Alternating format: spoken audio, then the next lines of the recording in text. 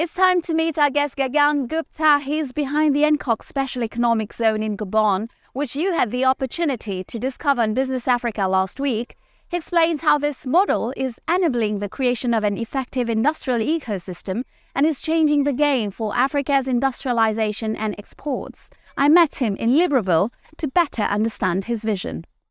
Hello Gagan Gupta, thank you for welcoming Initiative Africa here in Libreville. Hi Asha. Well, African countries are facing many challenges as high unemployment, lack of local processing, global warming. How can the industrial parks developed by Arise IIP help to meet these challenges?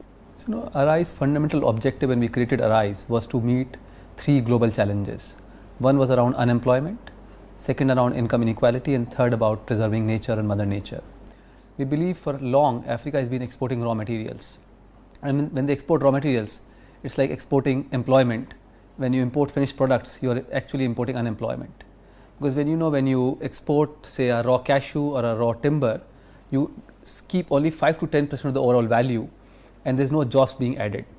When you start transforming the product within the country, then you add the jobs, and also that does three things. First, when you are adding value within the country, then the owner of the resource, for example the farmer who's producing the cashew, gets the right price because you're eliminating all the middlemen in between. Secondly, in the process you end up creating jobs. Thirdly, from a Mother Nature perspective, all these products were actually going to say Asia and coming back to Europe, so creating the carbon footprint. So by industrializing within the country where the resource is being produced, you actually address all the three problems. And a live example is Gabon, which used to export round locks. You visited this morning, and that was hardly creating any jobs. Now you saw this morning that the round logs are being converted into veneer, into plywood and furniture. About 10,000 people come to work in the industrial zone, and that's a good example how industrialization can help solve these three challenges. How do Arise IIP economic zones contribute to the industrialization of the African continent? So I think we have to understand why the industrialization was not happening before, and what are the key bottlenecks why the industrialization was not happening. So if you look at Gabon or if you look at Benin, these countries have been exporting raw material for hundreds of years. And just because we are going to build an industrial zone does not mean the industrialization will happen. And we have to really understand the reasons why it was not happening. So if you look at say a Gabon or a Benin, what was typically happening was these raw materials getting exported raw. And why was that happening? Because there was no ecosystem. And what I mean by ecosystem, so there was no policy framework. So the countries didn't have clear laws as to what is the SEZ law, what is the law around transformation. So we work with the governments to create the policy framework, what I call as the soft infrastructure. The second part is we build the hard infrastructure. The hard infrastructure is about roads, water, electricity, effluent treatment plant. So when as an investor you come, you have all the common infrastructure ready, you can plug and play and start your industry. The third thing that we solve for is logistics. Typically in most of these countries, logistics was a bottleneck. So every industrial zone that we go, we end up building a dry port, we end up building warehousing, such that the customers, when they come, they don't have to invest in infrastructure. Fourthly, we plug all the gaps that are required from a training perspective. So we realize that, for example, if you're transforming timber, then we need people to be trained in timber sector. So we build a vocational training center where we can train people into timber sector. When we go to Benin, where we have built an industrial zone for cotton, there we have a training center training people on garmenting. So then we fill the vocational gap also. And by addressing all these four gaps, we actually ensure the industrialization can take place. What strategies are being deployed by Arise IIP to ensure long-term sustainability in value chains?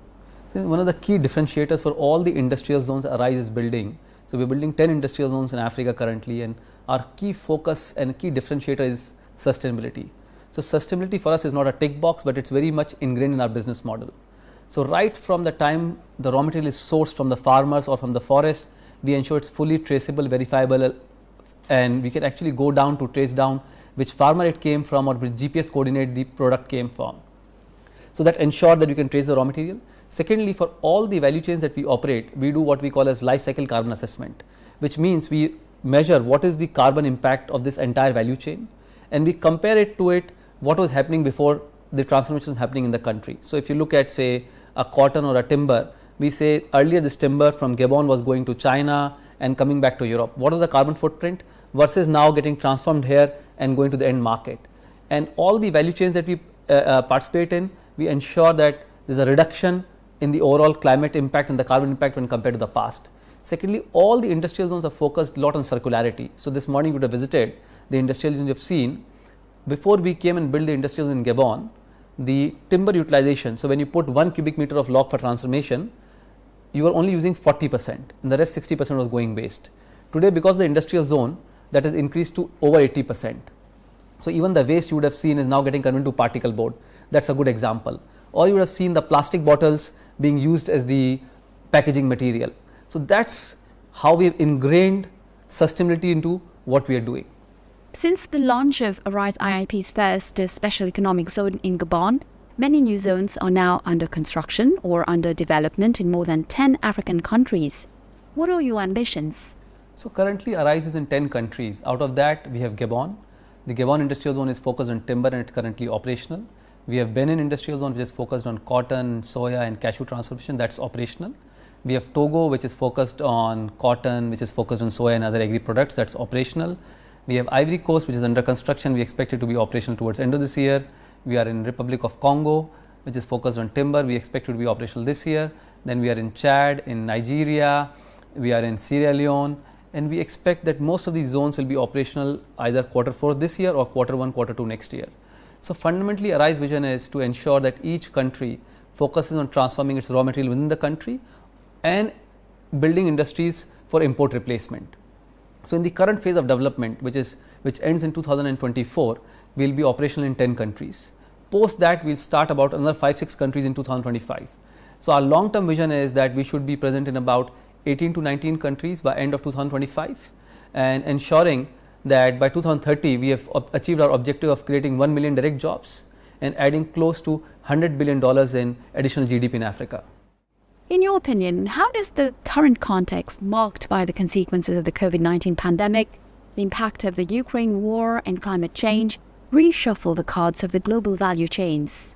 I think last 2-3 years have crystallized what was happening for last 10 years, but has really accelerated the realignment of global supply chains. And I'll put all the changes happening in probably 3-4 key buckets. The first bucket is around climate pressure. So if you roll back 10 years back, there was no discussion about climate in the supply chain. The discussion was how my supply chain can be the most cost efficient. It was not resilient. Today the discussion is changing and saying, is my supply chain sustainable? Which means people are now beginning to factor climate in the decision. The second change that is happening is, if you look back 10 years back, any boardroom discussion was around what is my China strategy? So how I'm going to be present in China? Today discussion is what is my China plus strategy? How will I have sourcing away just from China into multiple countries? So the whole supply chain is getting away from cost efficiency to resilience.